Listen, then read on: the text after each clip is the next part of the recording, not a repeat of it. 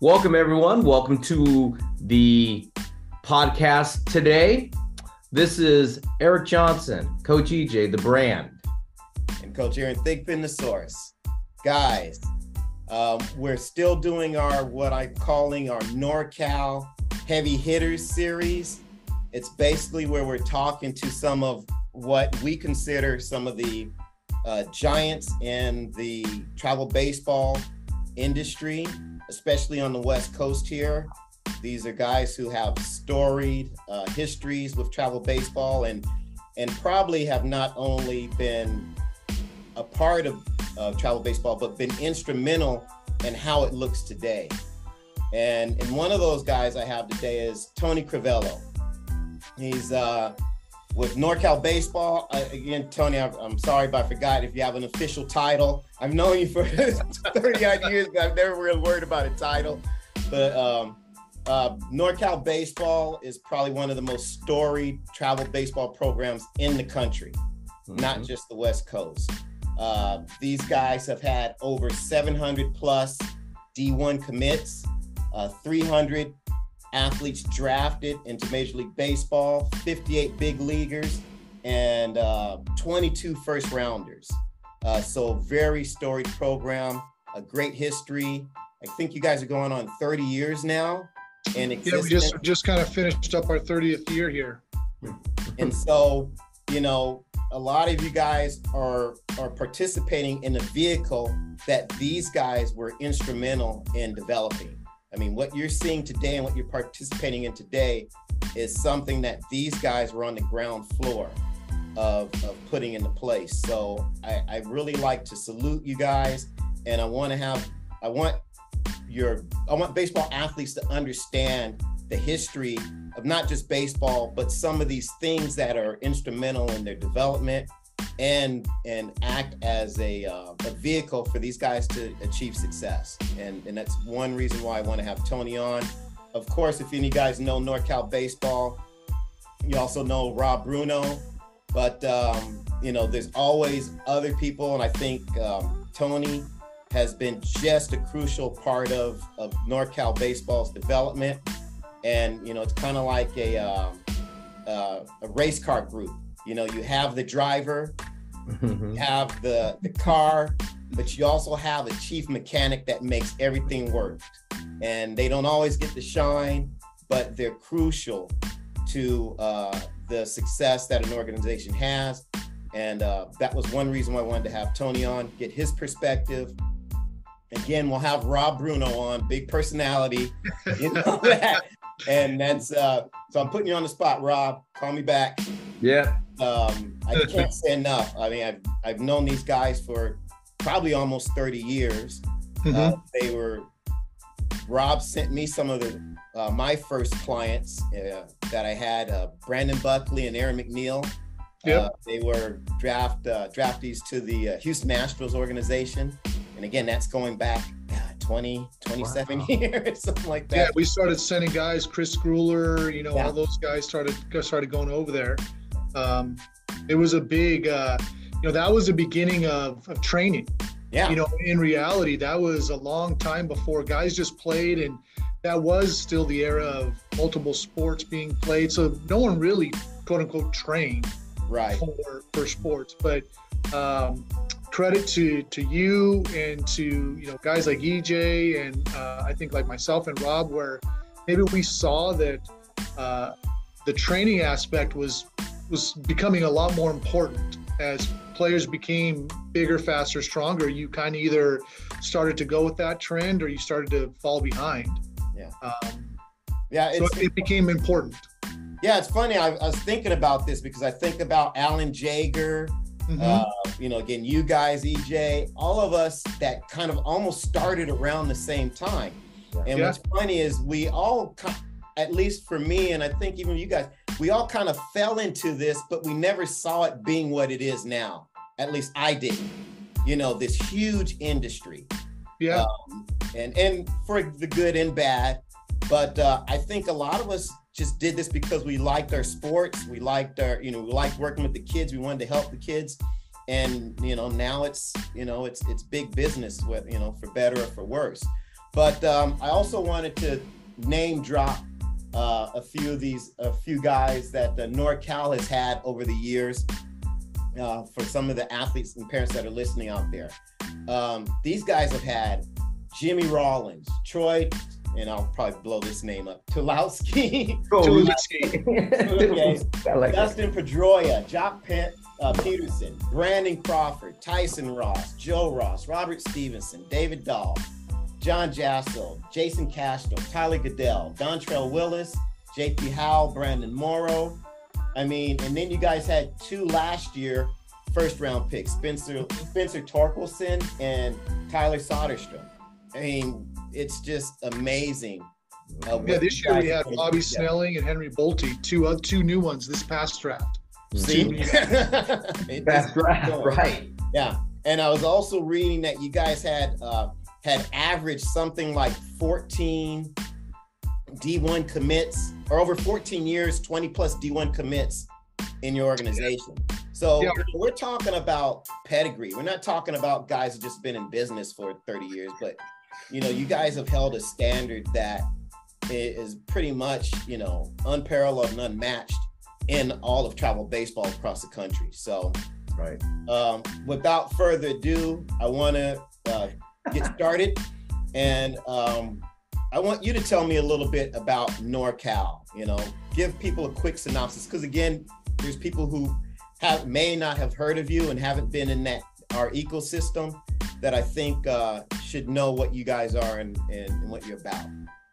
Yeah, for sure. So first of all, thanks guys for having me out. I'm always happy to talk baseball and try to promote it. And that's so real quick, and then I'll kind of get into maybe our philosophy. But yeah, so years ago, back in 1995, Rob Bruno, who him and I partner now with NorCal Baseball, he was a scout with the Angels at the time.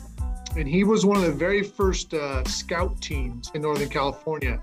And he called it the NorCal Angels. And he'd had a team before that called the Black Sox, the NorCal Black Sox. Mm-hmm. But when he became a scout for the Angels, he put together a scout team. And he actually recruited my younger brother at the time. And I had just kind of got done playing, and my life was kind of in limbo, right? Like, what do I do now? I still love sports. I still love that. And he asked, hey, you want to come out and throw some BP for our scout team? And that's really how we got started. That's literally how Robin and I met. And that turned into, hey, I helped out a little bit. A year or two later, all of a sudden, I'm doing a team, he's doing a team. And that's how NorCal kind of got started. But I think the thing that helped us grow just as a group and as a program, NorCal Baseball, was exactly what you said. We never envisioned it any more than just, we loved being around baseball. We loved trying to help kids. At the time when we first started, there was no travel leagues. There were no tournaments. There were you had to go, we played a bunch of the junior colleges at the time because that's who was available. EJ, you were around it. It was there just wasn't much to do. We played some of the Babe Ruth All-Star teams that were heading off to their state tournaments. We were their warm-up games. We did that, and then we went to the Junior Olympics from AAU. That was really all that was out there. And so we just spent a lot of time together as a teams, worked, and again, we've seen it go from that to every weekend there's tournaments and championships, and it's become a complete cottage industry, for better or worse. I hear a lot of people say, man, don't you wish it was back when it was just, this and that? And my answer is always no. There should be a spot for anybody that wants to play baseball. Baseball doesn't have to be played by only good players. If you have a love for the game, why can't you go find a spot that you can play, right? Right. It shouldn't just be elite baseball, or travel should just be the elite players. Why? If I'm a player who maybe I'm not going to be good enough to go on after high school, well, that doesn't mean I shouldn't get to play all those summer games and all those fall games with my team, right? We promote baseball, and that's really been, I think, what's held us out is at least from my side and Rob's, we believe in the promotion of baseball. We run events that encompass players from all other organizations, right? Our NorCal World Series and some of our fall things. And I tell people and our players all the time, look, man, we're here to promote baseball. I don't care who you play for. If you play for us, great. But if you're playing for EJ, if you're playing for, all the other guys there, Eric Rice down at CCB, you're playing for Drew Henning and those guys up at, SSC, or, you're playing for guys like Adam Farb or whatever, like, it doesn't matter to me. When we do an event to try to promote baseball, everybody's welcome, and so for me, it's always been that way. And I've fallen in love with baseball even more during this, just because it's been a nice, my religion and my background, and I'm a Christian guy. And so I really felt that baseball has been a calling for me, in my ability to just be able to, I'm a teacher, now I'm a principal and all those things. So like my life's been revolved around trying to influence kids, and baseball's been an avenue that's just blossomed for me. And so my passion for it has grown and continues to grow. And just to touch real quick, you had mentioned yourself and Eric and a lot of us guys have been around, and none of us saw it ballooning into this, right? But you hit it when you said we all were in it for the right reasons. And I think that's why our longevity has been there. Right. It's true. When you go play for Eric, man, he's there for you. He's not there for his ego, right? When you go to train with you're not putting your stamping, that's my dude, right? When our guys get drafted, yeah, hey, great for us. But look, the kid put the work in. We created an avenue. We sent him to you. We sent him to this. I still remember sitting with Alan Jaeger 20 plus years ago at a BJ's restaurant in Orange County, and he was this weird guy who talked about long toss. You know what I mean? And all of a sudden now, everybody, look at him, and he does such a great job, but he was way ahead of his time with this idea of like, hey man, treat your body right and things will happen. Because back then, no one talked about that stuff. But he's in it for the right reason too. You even talk to him today. There's times when we've talked, and I'll call him it was like a year ago, I called him for a question. An hour and like 45 minutes later, I'm like, all right, hey, good talking to you, right? But it's all about good stuff because our passion is there. Right. And our passion for kids is there. Yeah, and we actually have a podcast with Alan that we've had on the shelves, and we're going to actually I'm going to pull it out for this series, but it's Champions Are Built. And we have a great conversation with Alan.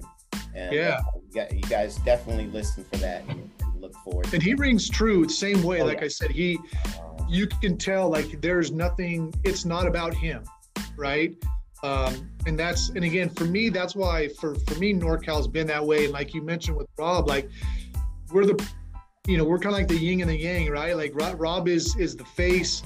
He gets out there, he does all that stuff. I'm a much more behind the scenes guy, like let's make things, let's organize, let's get some fun standpoint, and my passion with the kids, and so and Rob is that big personality, and so he can take those things that I don't necessarily am looking for, and where I can step up to things where maybe he's not looking for. So it's been a great partnership for years with it, and we've migrated to guys, that have been part of our program and influences, Jerry Weinstein, Alan Jaeger, all those guys, because I feel like we all come from the same spot, right? Yeah. We're here for the kids. We want to get better as coaches and mentors, and we want our kids to see that. And I think it rings true for sure. Funny in this series, Aaron, and we talk about these heavy hitters of NorCal, all the people that Tony's talked about right now. We're all taken from the same cloth. We all are involved because we enjoy helping kids and helping them in their lives and trying to get them where they need to be. And I think that for all the people out there listening, all the people we've had in these series and all these podcasts we've done and talked about, these people that have influenced baseball in Northern California. NorCal is one of them. I remember when we first started, and he was going to the AU championships. I was going to China with a group, and we would just play because we all just loved the game. We wanted to get players on the field to play. And that's how this all started. And I remember when Adam had a team, Barb had a team, and, you know, he's coached a team, and he just all of a sudden, all this stuff manifested because we love the game. And for all the people out there and all the stories they hear about all these people, these heavy hitters, we all love the game and love having kids. And Tony, you can have said any better. You're promoting the game. And that's what we're all trying to do here, is promote the game, because we feel that's the fiber and that's what keeps the game going, is the promotion of the game, not about the other stuff you see out there. And that's important for people to understand. Everybody has a level to play at. You know, and it's funny thing is, as Aaron and I are in the shop all the time, we always talk about, hey, this guy's going to go here. This is good. He's got something he can do. He's working on this. And it's so important. So I tell parents and players out there, don't be influenced by all the things you see out there in the media about this is that, this is that. Listen to what Tony has to say. He's a great, outstanding resource for you. Whether you play for him or not, people, talk to him. This is one of the heavy hitters in Northern California on baseball. That's part of baseball history from 1990 and on, you know? So I think we're pretty lucky, Aaron, to have Tony here today, man. Oh, without a doubt. Hey, so Tony, I want to get into a little bit more meat here now. You know, because of the longevity you guys have had in the sport, just want to get a general opinion on what have been the changes for good and for bad over the years that you see, you know, in travel baseball. I love that you said that, you know, you like actually the proliferation of travel teams, but I'm sure there's a caveat to that in terms of quality and purpose and that sort of thing. But I like that you said that there should be a place for everyone to play, because I do think that what you're getting at is everyone should be able to experience baseball to its fullest. And that includes those things that, you know, provide those memories for athletes of, hey, we went to play in Peoria, or we went to play in, you know, such and such. And maybe they don't do anything more than that, but I think that adds to the sports experience and what kids get out of sports. So in terms of just, you know, this span of 30 years, what are some of the good and bad things? Maybe give me 2 or 3 good things, 2 or 3 bad things that have happened with the industry, if there are any. Yeah, for sure. So I think the good things about it, and it is driving home that point that, you know, we don't remember necessarily the wins, right? And sometimes the losses even. What we remember is the experience. Right. I mean, this is not a pat on my back or anything like that, but I don't have a trophy or a medal or anything in my house from anything I've done. I have pictures.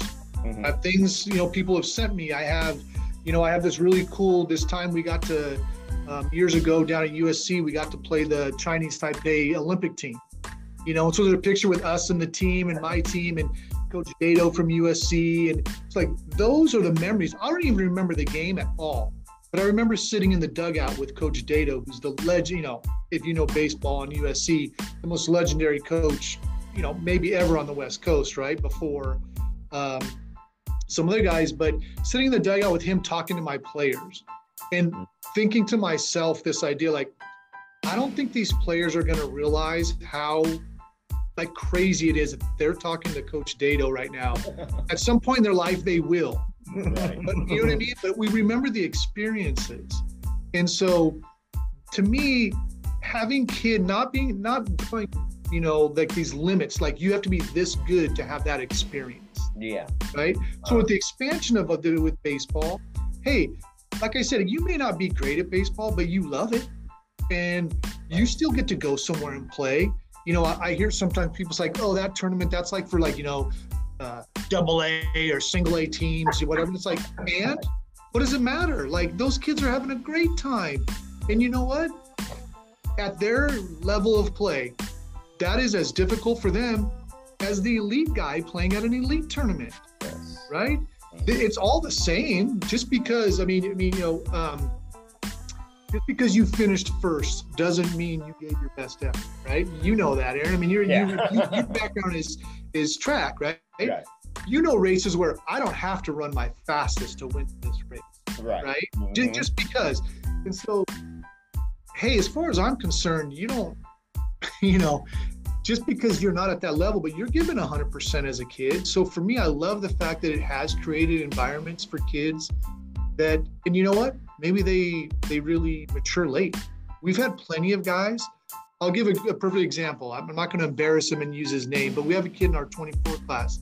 When he came to us 2 years ago, 5'6", maybe 110 pounds. But you know what? He was a bulldog. Like, this kid busted his butt, played hard. And I said, I'm just going to keep him around because you never know what's going to happen. Here we are 2 years later. He's 5'10". He's 175, 80 pounds. He just committed to a D1 school. Like, you know what I mean? Like, but if you were to gauge him 2 years ago, you'd have said, he's a kid who just playing double, single A, triple SU, triple SA type stuff, right? But the fact that there's a level for everyone, I love. I think that does help grow the game. The other positives too that I think has happened is that people have started to understand how to take care of themselves and take lessons from baseball. I think it has created an environment with guys like you and Alan and the, some of the guys that run up, guys up in SAC who do a great job and with training, right? So we've created an environment where there's a lot of information, and you can really kind of delve into your passion, not just playing, but how do I get better, right? Don't just tell a kid, hey, go get better and I'll see you. And you're like, hey, now they can train, they can do a lot of things. And that makes them, I think that creates opportunities for kids to learn about just dedication in life, not just baseball, right? How to make a plan for yourself, all those things. So with the explosion of all that, I think it's great. It's obviously made opportunities for families to travel together and give them things to do. So I think all that stuff is super positive. Now, the negatives, it's almost like all those things also create some sort of negatives. I think we have certain programs and or maybe individuals who unfortunately become like defined by how their team does and how their program does. Yeah. And I think that's a negative, unfortunately, for the people running the program or the coaches, but it's a negative for the kids also. Because sometimes these kids are treated like commodities. Like, I've got this many players that are this good. We've got this many kids that are, and that's not healthy, because eventually it washes out where if you're not there for the right reasons, it's not helpful for the kids.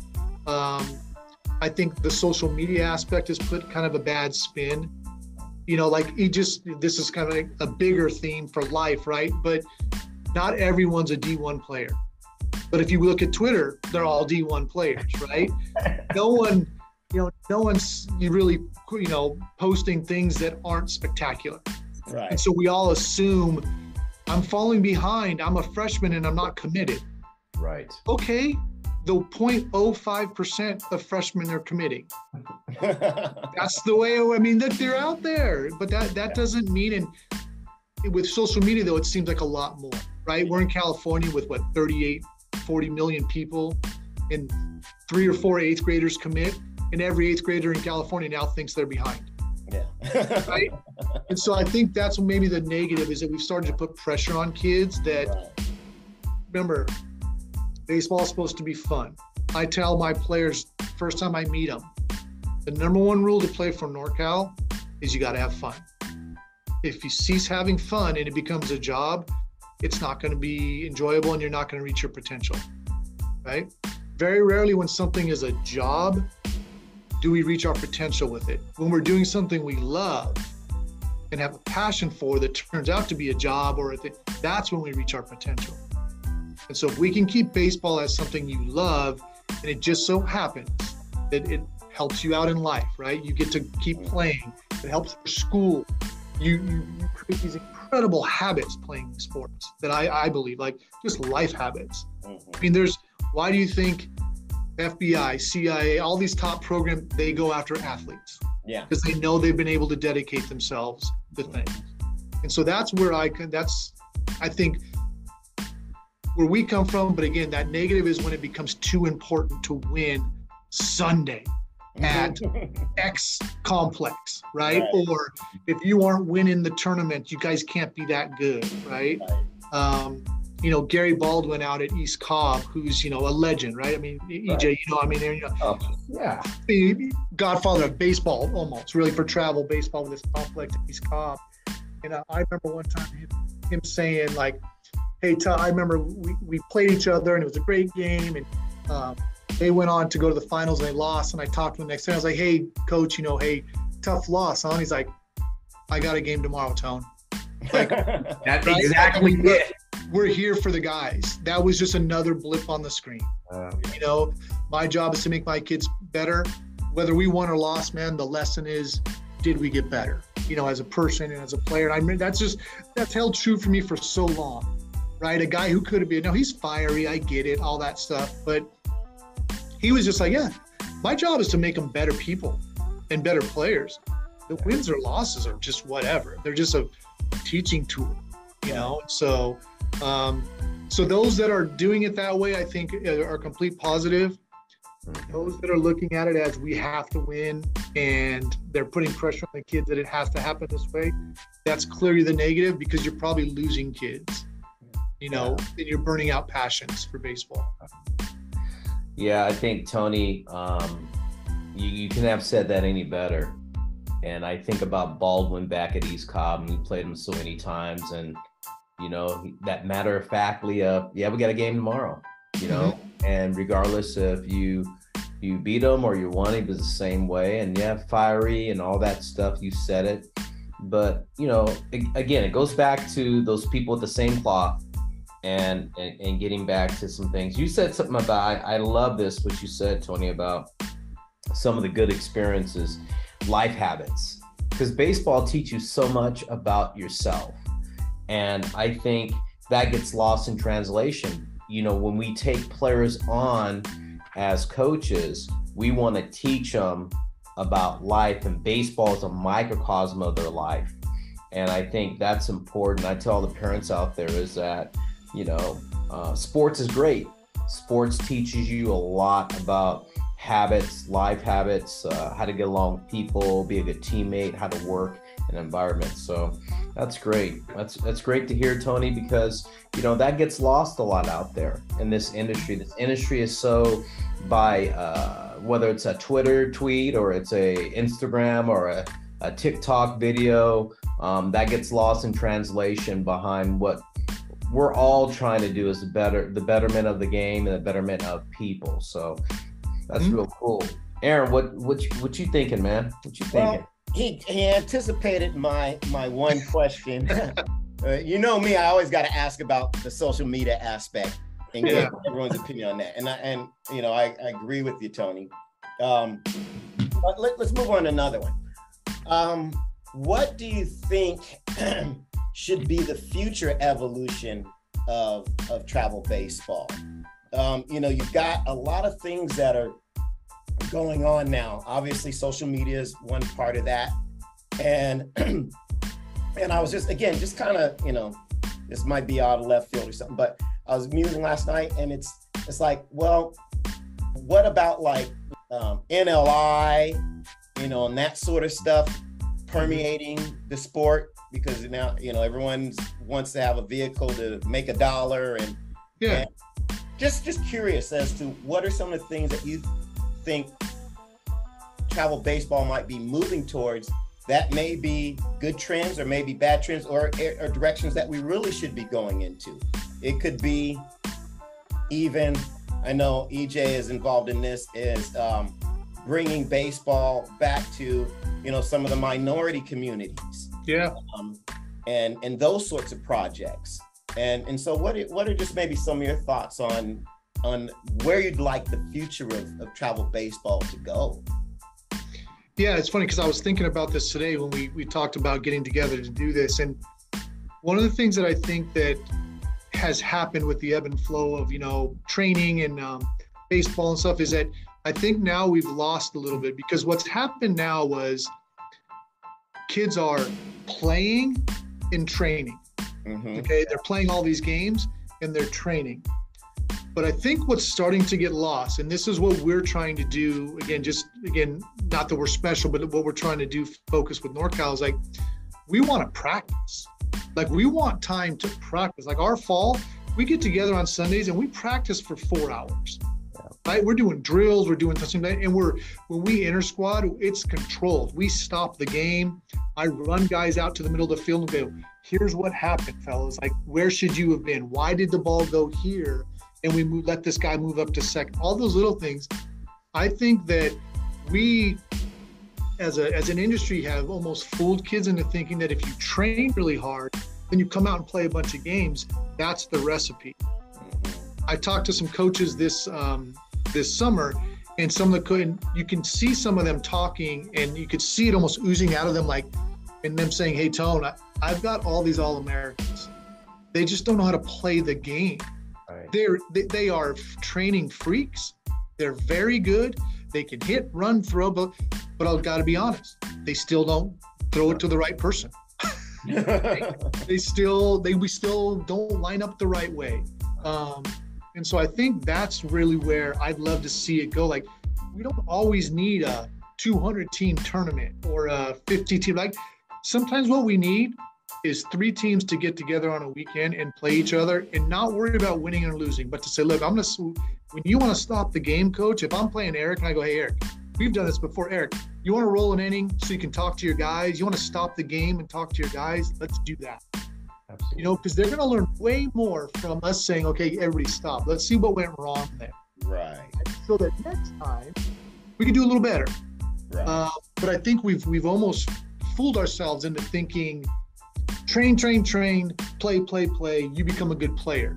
Right. Well, what's happening now, I think you are finding guys like that old idea of like baseball IQ is starting to stand out, right? The fastest runner is not your best base stealer. It's the instinct guy. And it's always been that way, right? But because of training, we fall in love with metrics. His 60 is this. My next question. Yep. Yeah, his 60s are this. His arm is this. His bat speed is this. And it's like, those are all terrific. But bottom of the 8th, runner at first and second, can you move him over? Can you get the right jump that's needed to score? I don't care how fast you are. You talked about when we first started and talking about Jimmy Rollins. We had 3 guys that were faster than Jimmy, a lot faster than Jimmy. Shanti Davison, Juan Hernandez, Anthony Limbrick. All 3 of them, they were our outfielders, were faster than Jimmy, clearly faster. One guy wanted running bases when it mattered, and it was Jimmy, because he was fast, but he could score. If that ball hit the dirt, he got the bag. The other guys, they were just much more like if you just said, "Hey, those guys flew." Yeah, they did. But the instinct was better with a guy like Jimmy. And again, obviously, that's maybe not the best example because he was so high, his IQ and everything was just innate, right? I mean, you guys, everybody who saw him play, you knew. People ask me all the time, "Hey, how do you know? Do you know when a guy has the potential?" And it's like, you kind of do, right? I mean, sometimes this guy probably, I remember Aaron, when we had Mark Appel and Christian Jones in there training all the time. I still remember you and I talking, and you asked like, "Hey, those guys kind of look like it," and they're doing it. I'm like, "Yeah, those guys are probably going to be big leaguers. Like, unless something happens, physically or something." So I think I'd like to see that idea of trying to teach the IQ in the game. I think that's getting lost a lot. Playing 100 games doesn't make you a better player, right? Taking 100 swings doesn't make you a better player unless it's the right swings. Playing 100 games where we're able to learn, that makes you a better player, not playing 100 games. Yeah. So that's something I'd like to see, and I know, but that's tough because there's no money in that. Okay. Yeah. So when we talk about where we go, what we do, look, it costs money. Let's not fool ourselves here. These guys with complexes and things like that, it costs money, man, to make. And so, no, there's no hate on anybody trying to make some money off of tournaments and things like that, because they're built for a reason. A city doesn't build a complex to sit there, right?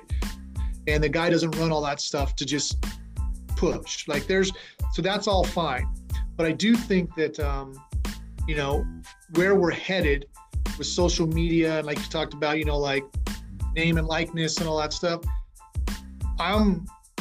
you know, I don't want to say like, it's not a bad word, but I'm a capitalist in the sense of, look, if someone's making money off these athletes, there's no reason why these athletes shouldn't be getting a little bit of that. So even if I hate the fact that it's trickling down and it's causing it to become more of a business, but if you're going to be running a business around someone, right, this, you know, potential first round pick or second round pick, like, and you're going to all of a sudden make money, then maybe we got to find a way. I mean, we're seeing it happen in the NCAA right now, right? And it's not going well. Personally, it does not look like it's going well. You know, with the transfer portal and all this NLI, it's the Wild West, man. I don't know. I don't know if you get the cat back in the bag or not with all this. But I mean, EJ, you probably have maybe a little bit more insight on some of that stuff than I do. But it sure seems like we're headed in that direction, and I think it's great for people to capitalize, because if someone's, you know, like I said, I mean, as a capitalist type guy, like if someone's making something off of you as a person, you need to have some say in that. And if that means monetary, it needs to be monetary. Yeah. It's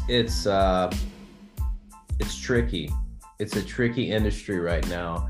It's something that's not monitored very well, and it's uncertain. There's uncertainty there. Yeah. So with that being, people do what they want to do with it and see what they can get through. There's no rule. There's no governing body yet that says, hey, we got to do this. So that's what's interesting about this whole thing. They say certain things, and there's different rules every 6 months or 3 months or whatever. So that's probably the trickiest thing with that, in sports, because football and basketball are different than baseball, you know, and all that stuff. So we're seeing a lot of that. Tony, you said something that really just struck a chord with me, and you and I have been saying this for as many years, is that, you know, we can stop the games and just go into this practice type mode. We've always said that. That's always been a fiber. Aaron, in our industry, whether it's Tony, Adam, or, you know, Eric Raish, and stopping the game and all that, we all believe this. And, you know, I tell a lot of coaches out there, you know, the tournaments are great and all that stuff, but the kids are losing their ability to learn how to play the game. And I know this from firsthand from all my resources, and Tony knows this and Rob does too, about their guys in big leagues and the connections we have with major league players and college coaches, is that they're getting kids that don't know how to play right now. And I feel it's my job as a coach is to teach every kid that, whether they play for me or not, teach them how to play, because that's what's lacking in our industry, is their ability to know what to do with the ball and when to do it in situations. And I just feel like, and I know Tony believes this too, is that we're trying to teach the game, and that's part of promoting the game, is trying to teach the game rather than be what I call an inside player, or you know, or a facility player, as I call them. So I'm glad you said that, Tony, because that's something that I think all the coaches need to hear out there, is that we need to keep teaching the game how to play the game rather than be one of those inside players. Yeah, I'm going to name drop here for a second, but I remember this was maybe, I don't know how many years ago. We had some kids who'd gone down to the Fullerton camp and I talked to Coach Vanderhook. I said, hey, just checking in, see how my guys went. You know, just because you know how we're just putting in good work for our players. Right. And he says, probably the compliment that I take a lot of pride in. I know coaches do, like, you know, and him saying, man, I know which kids were yours. And I was like, you did, kind of laughing. And I was like, they have their hats on. And he's like, no, they lined up right. They knew where to throw the ball. Like, I was like, that to me, that was such a great compliment. Like, I know it's just a passing word for him, but for me, man, that was just so awesome to hear, like, hey, that means we're doing something right? Our kids stand out in a certain way, whatever way that is. But, you know, a coach like, you know, Hook, who's a good guy and we've known forever, to say something like that is, you know, that takes a lot of pride. And that makes me kind of reinforce the idea, like, that means there's a lot of kids who don't do that. and no fault of their own. I'll be honest. I'm not faulting the kids at all. I fault the programs, the coaches. You know, I've done high school, and I know that, look, there's plenty of guys that are just volunteering and helping and creating that environment. Totally understand that.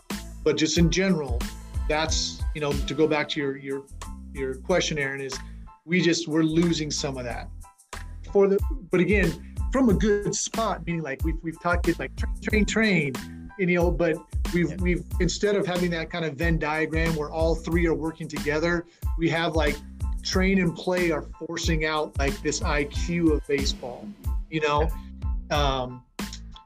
And again, not for anybody's fault, it's just the way it is. You know, most things in life don't stay in balance for very long, right? One starts to overtake, and that's kind of what's happening. Yeah, and I think a lot of that just has to do with, you know, the evolution of travel baseball and the commodity, you know, making it a commodity now in that capitalistic aspect. And one of the things that, you know, that's why I think people gravitate to metrics so much, because everyone wants a formula.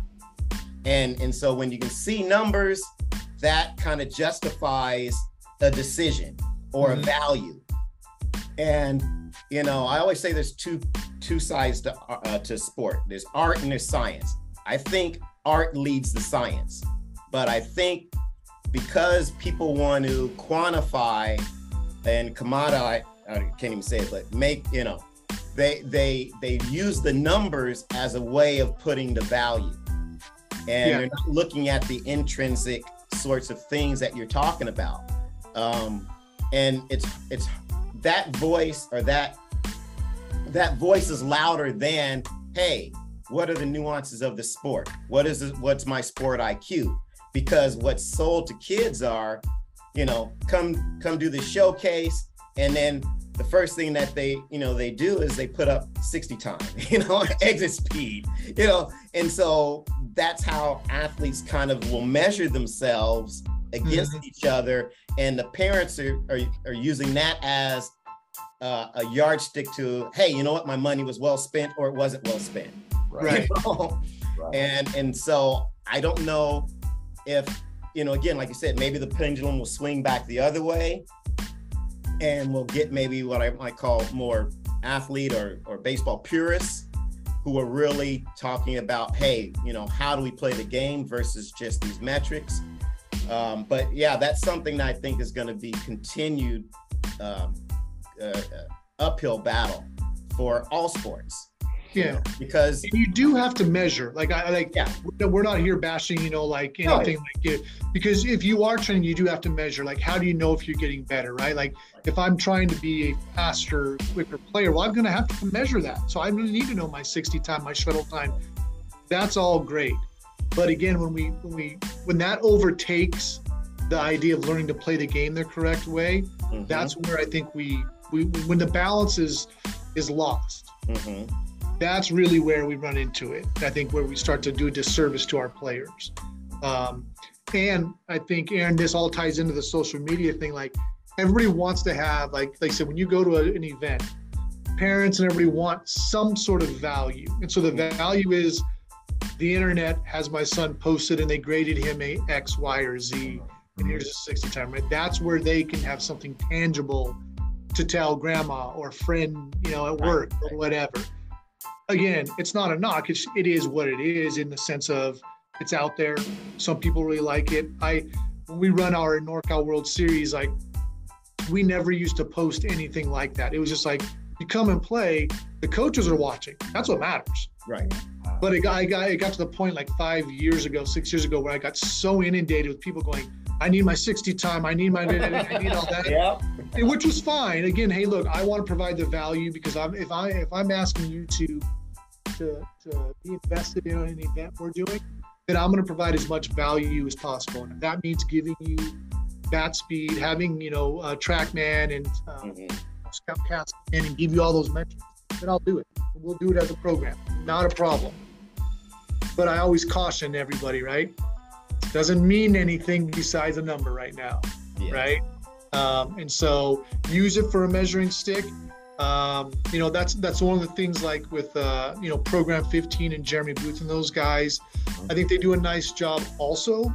and I tell our guys, pick one of them, a program 15, a perfect game, and maybe do one as a freshman or an 8th grader, just so you have some metric. Right. Then do it again a year later. So compare yourself. That's part of it. But I think we really are doing a disservice when a guy has like 19 events with this program. It's like, what do you think was going to happen in the last 6 weeks? Yeah. Right? Why do you need to go get reevaluated? So those things have a place for sure. But I think we need to focus on that being a measuring stick as opposed to it means, you know what I mean? Like, this is what I have to do in order to become a better player. Now, you said something that was pretty interesting.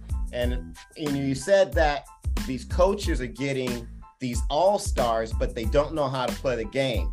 So is that partly on the coach? Because, we've talked about this a lot too, is that there's a level of physicality that has to be present. Yes. And so, does that kind of feed into it? Because again, you can have, I run this all the time. You have a kid who can pitch his ass off throwing 85 miles an hour, but he's not going to get the looks because he's not throwing 90, and is it because maybe baseball is kind of like football in the sense where it's, hey, I need the body, I need the physicality, I need the athleticism. And because we can specialize now, we can make this guy just a closer. We can make this guy just a setup guy. Yep. You know what I'm saying? That they're erring on, hey, I'll take that physicality, I'll take that athleticism, and then I'll just teach them this narrow skill set and get them good at that. Yeah, 2 things.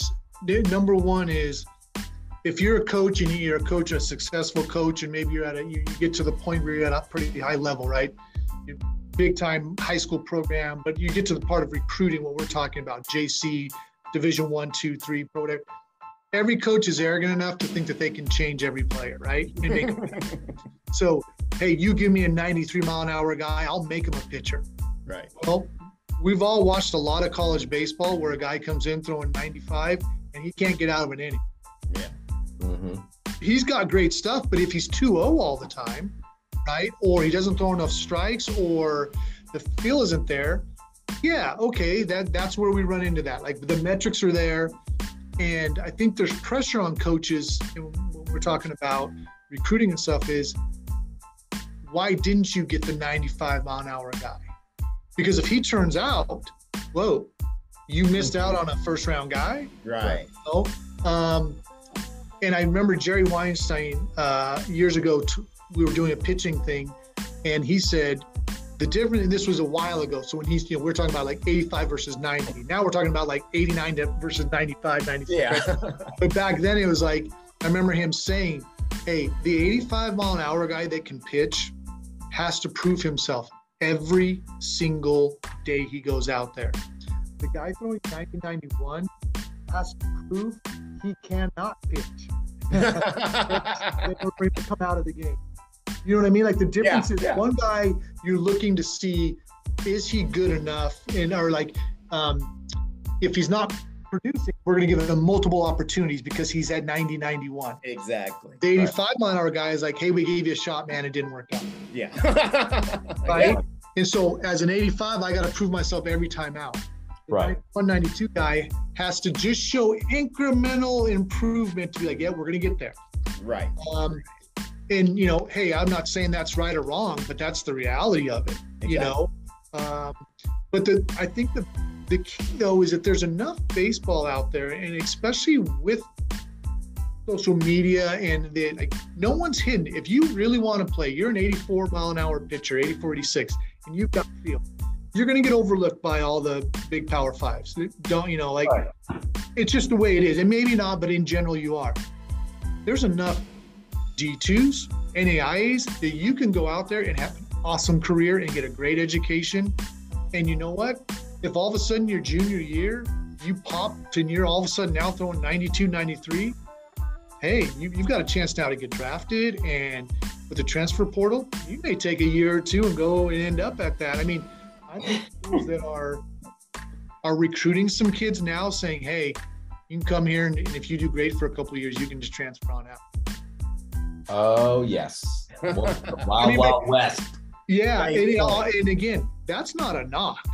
If that's the landscape you're given, you got to use that. You can't, you know what I mean? Like if they're told, yeah, you can transfer. And if a kid's maybe a marginal Power 5 kid, why, if I'm one of those, maybe second tier, not a Power 5 school, I want that kid. And I'll tell him, yeah, dude, okay, come. You got a chance to pitch for us or hit for us. And if you do great, we'll help you get in the transfer portal and move on. That's the landscape. Yeah.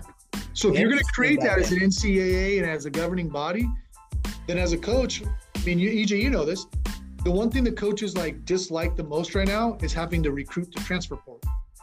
It's like they have to wake up every morning and look in the transfer portal because they can't be late. It's like they'll call kids and be like, I've already talked to 10 schools. Absolutely. They have a guy that does that in their program. That's right. They now have a transfer guy who's in charge of recruiting the transfer portal. And I think it's tough for high school kids because high school kids no longer are just being recruited against who's on your roster or maybe a JC kid.